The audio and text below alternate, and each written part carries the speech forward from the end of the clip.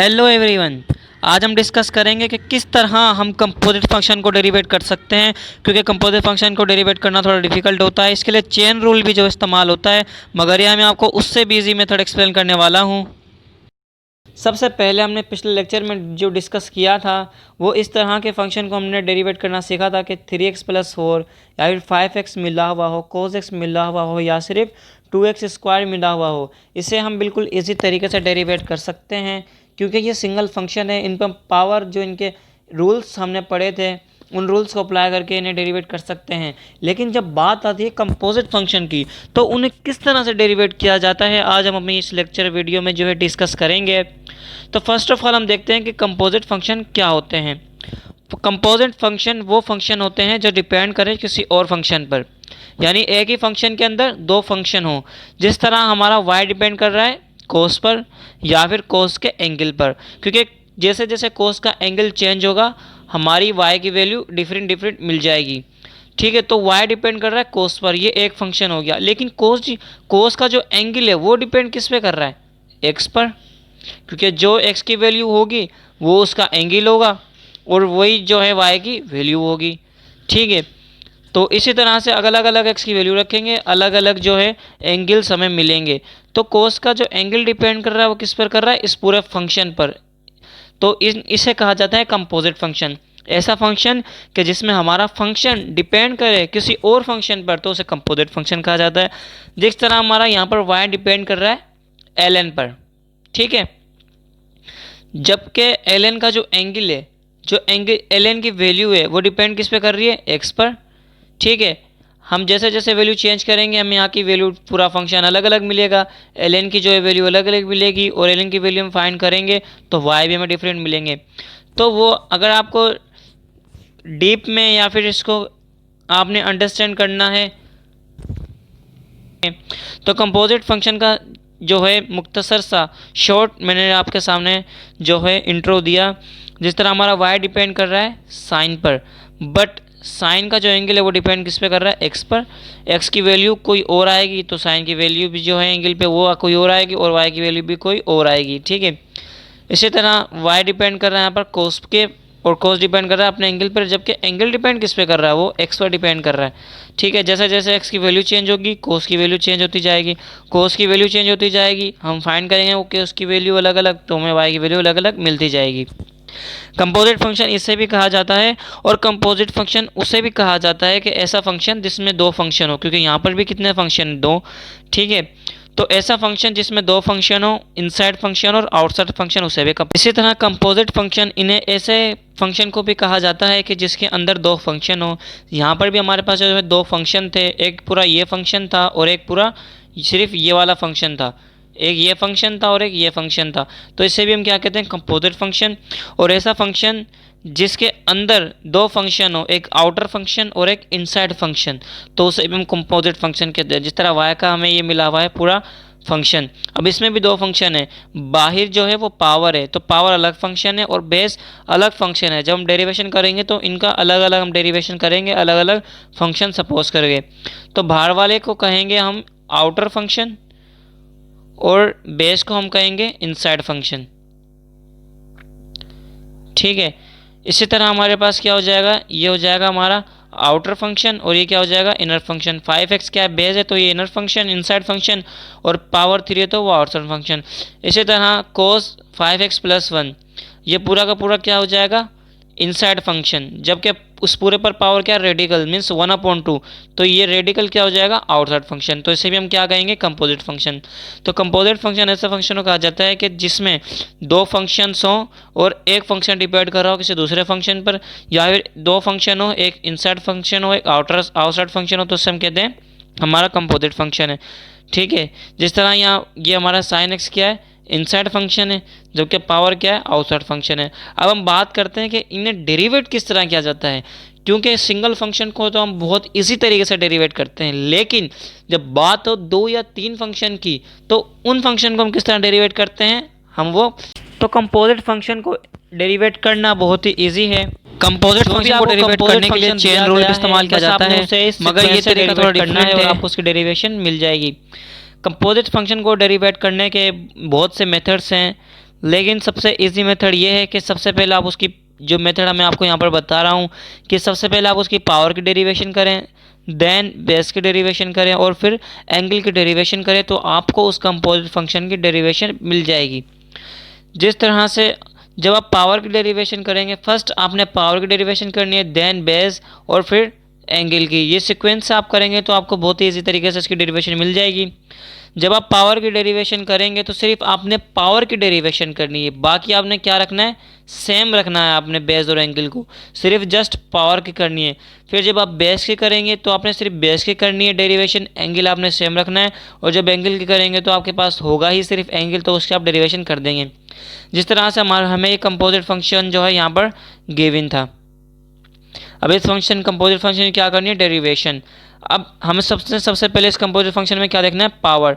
इसमें पावर भी मिला हुआ है 3 और बेस क्या है, ये पूरी की पूरी है बेस साइन एक्स, ठीक है। और यहाँ पर एंगल भी मिला हुआ है सिर्फ एक्स। तो हम सबसे पहले पावर की करेंगे। अभी हमने पढ़ा कि जब पावर की करेंगे तो सिर्फ हम पावर की डेरिवेशन करेंगे, बेस और एंगल को सेम रखेंगे। तो हमने यहाँ पर पावर की तो पावर की तो पावर 3 जो है नीचे आ गया और 3 में से 1 माइनस हो गया, क्योंकि पावर रूल अप्लाई किया तो 3 नीचे आ गया और 3 में से 1 माइनस हो गया। बाकी बेस और एंगल को हमने क्या रखा, सेम रखा, पावर की डेरिवेशन की और किसको सेम रखा, बेस और एंगल को। अब हमने ठीक है, अब हमने करनी है बेस की। जब हम बेस की करेंगे तो सिर्फ हम किसकी करेंगे, बेस की। एंगल क्या रखना है, सेम रखना है। जिस तरह बेस क्या है हमारे पास, साइन एक्स। अब साइन की डेरिवेशन क्या होती है, कोस, ठीक है। साइन की डेरिवेशन हमने कोस यहाँ पर लिख दी और एंगल क्या रहा, सेम, एक्स का एक्स रहा। अगर यहाँ पर 3x होता तो फिर भी हम एंगल क्या उतारते, सेम, क्योंकि जब बेस की डेरिवेशन करनी है तो डेरिवेशन करने सिर्फ बेस की, एंगल क्या रहेगा, सेम। बेस में जो भी आपको मिला हुआ हो, ठीक है, कोस मिला हुआ हो, टेन मिला हुआ हो, साइन मिला हुआ, उसकी डेरिवेशन करनी है, एंगल सेम ही रखना है। और फिर आपने लास्ट में किसकी करनी है, एंगल की। जब आप एंगल की करेंगे तो एंगल क्या था हमारा, सिर्फ एक्स, और एक्स की जब डेरिवेशन करेंगे तो क्या आएगी, 1, ठीक है। क्योंकि ऐसा वेरिएबल जिस पर पावर 1 हो तो उसकी डेरिवेशन 1 ही आती है, ठीक है। इस तरह अगर कोई और एंगल होता हम सिर्फ उसकी डेरिवेशन करते। लास्ट में तीनों को मल्टीप्लाई किया तो 3 सेम रहा, साइन एक्स सेम रहा, 3 में से 1 गया 2 कोस एक्स, और यहाँ पर क्या बचा, कोस एक्स था और 1 मल्टीप्लाई तो 1 रहा। तो ये क्या निकल गई, डेरिवेशन किसकी, कंपोजिट फंक्शन की। तो बिल्कुल सिंपल तरीका है पावर बेस एंगल का। अब हम कुछ और एग्जाम्पल लेकर इसको और जो है क्लियर करते हैं। एक और एग्जाम्पल अगर हम यहाँ पर लें तो हमें क्या मिला हुआ है, composite function y is equal to sine 2x cube और होल पावर, ठीक है। ठीक है, ये पूरी की पूरी क्या है, साइन 2x क्यूब ये बेस है, 2x क्यूब क्या है, एंगल है, जबकि 4 क्या है, पावर है। अब कंपोजिट फंक्शन है तो हमने पढ़ा था इस सीक्वेंस से डेरिवेट करेंगे। तो हमने सबसे पहले करनी है पावर की डेरिवेशन, ठीक है। पावर की डेरिवेशन की तो 4 नीचे आ गया और 4 में से 1 माइनस हो गया। और बेस और एंगल क्या रखना है, सेम। अभी हमने पढ़ा था कि पावर की डेरिवेशन करेंगे तो सिर्फ पावर की ही करेंगे, बेस और एंगल को सेम रखेंगे। तो बेस और एंगल को सेम रखा, ठीक है। उसके बाद अब हमने किसकी करनी है, बेस की। जब बेस की करेंगे तो सिर्फ बेस की करनी है, एंगल को सेम रखना है। बेस की हमारे पास साइन, साइन की होती है कोस, और एंगल को रखा सेम, ठीक है। उसके बाद डेरिवेशन करनी है एंगल की, एंगल की डेरिवेशन करनी है। तो एंगल की डेरिवेशन करेंगे तो पावर रूल अप्लाई होगा, 3 नीचे आएगा, 3 नीचे आएगा तो 2 से मल्टीप्लाई होगा तो 3 2 ज़ा 6, और x के ऊपर पावर 3 था और पावर में से 1 माइनस होगा, 3 माइनस 1 एक्स पावर 3 माइनस 1, ठीक है। अब यहाँ पर हमने सेम ही उतारा, 4 में से 1 का पावर 3 बचा, cos x cos angle 2x power cube माप, ठीक है, मल्टीप्लाई 6 x और 3 में से 1 का तो पावर बचा 6x स्क्वायर।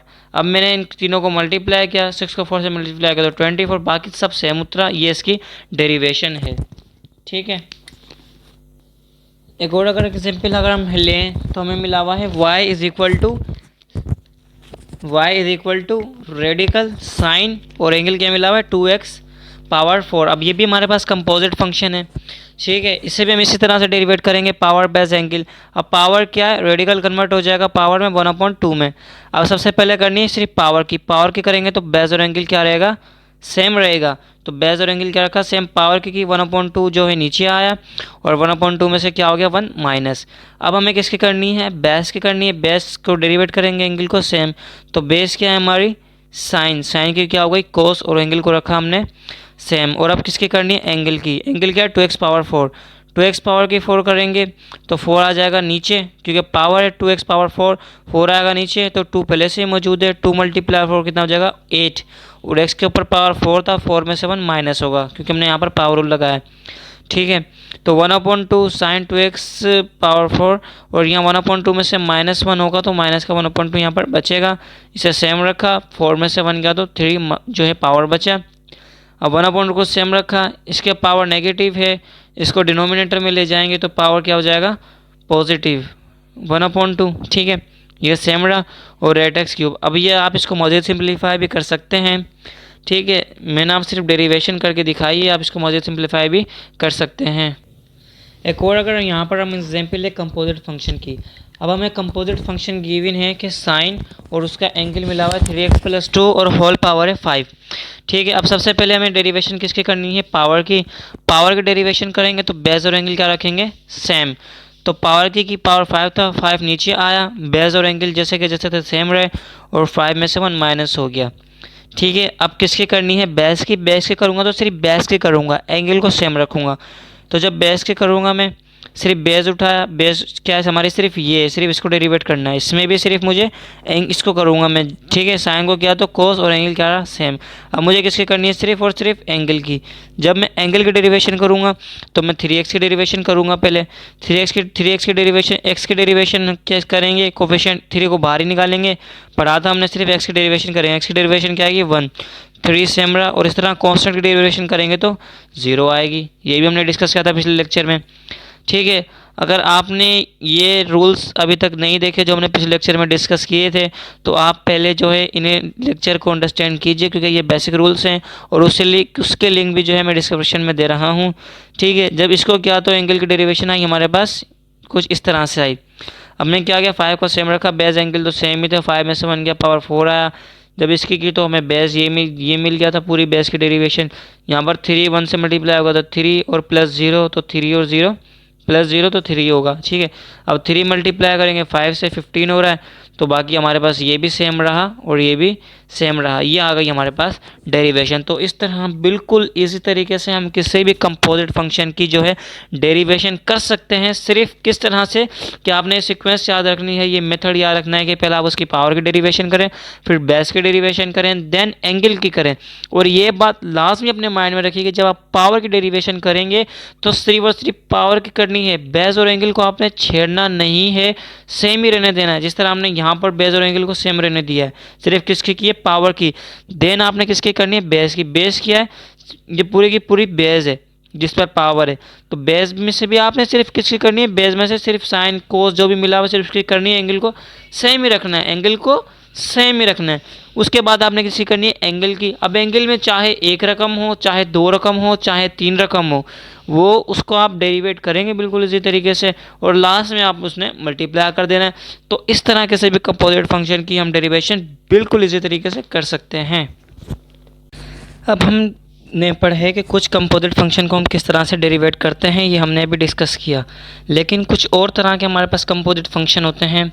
अब लाजमी नहीं कि हर कंपोजिट फंक्शन के अंदर हमें पावर भी गिवन हो, बेस भी गिवन हो और एंगल भी गिवन हो। ठीक है, अगर किसी कंपोजिट फंक्शन में पावर बेस और एंगल गिवन हो तो हमें इस सीक्वेंस से उन्हें डेरिवेट करना है कि पहले पावर की, फिर बेस की और फिर एंगल की। अब कुछ कंपोजिट फंक्शन ऐसे होते हैं कि जिनमें पावर नहीं मिला हुआ होता, सिर्फ क्या है यहाँ पर बेस है और एंगल है, यहाँ पर कोई पावर नहीं है, तो भी हम उन्हें इसी सीक्वेंस से करेंगे। पावर को देखेंगे, पावर नहीं है तो छोड़ देंगे, फिर क्या करेंगे पहले किसकी करेंगे बेस की करेंगे, उसके बाद क्या करेंगे एंगल की करेंगे। ठीक है, उसी तरीके से करेंगे। जब बेस की करेंगे तो एंगल सेम रखेंगे।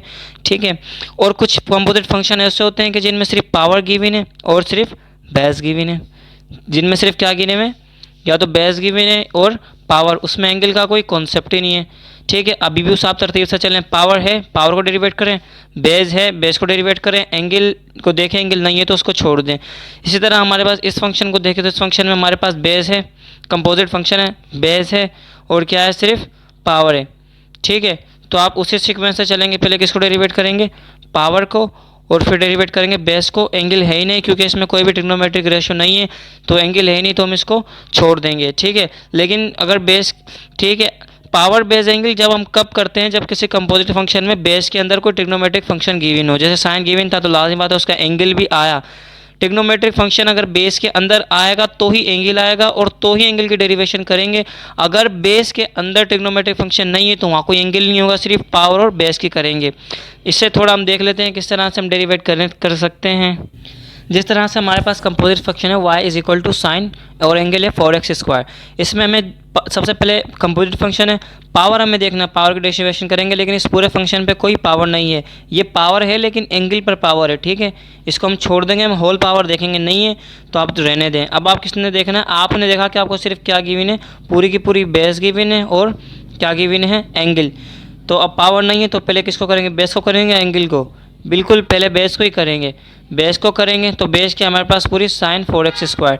अब जब हमने पढ़ा था बेस के करेंगे तो सिर्फ हम ट्रिग्नोमेट्रिक फंक्शन को डेरिवेट करेंगे, एंगल को सेम रखेंगे। साइन की डेरिवेशन थी कोस, एंगल को सेम रखा 4x²। अब किसकी करनी है, एंगल की करनी है। एंगल क्या है, 4x², ठीक है। 4x² की करेंगे तो यहाँ पर पावर है, पावर रूल अप्लाई हो रहा है, 2 नीचे आके मल्टीप्लाई होगा 4 से और पावर में से 1 माइनस होगा, तो 4 × 2 8 हो गया और 2 में से 1 गया 1, x⁻1। तो ये होगा इसकी डेरिवेशन। अब अगर हम एक और कंपोजिट फंक्शन देखें, इस कंपोजिट फंक्शन के अंदर y is equal to 3x4 + 2 और होल पावर क्या है 3, तो यानी ये पूरी की पूरी बेस है और ये क्या है इसका एंगल, पावर, ये पूरी की पूरी बेस है और ये क्या है इसका पावर।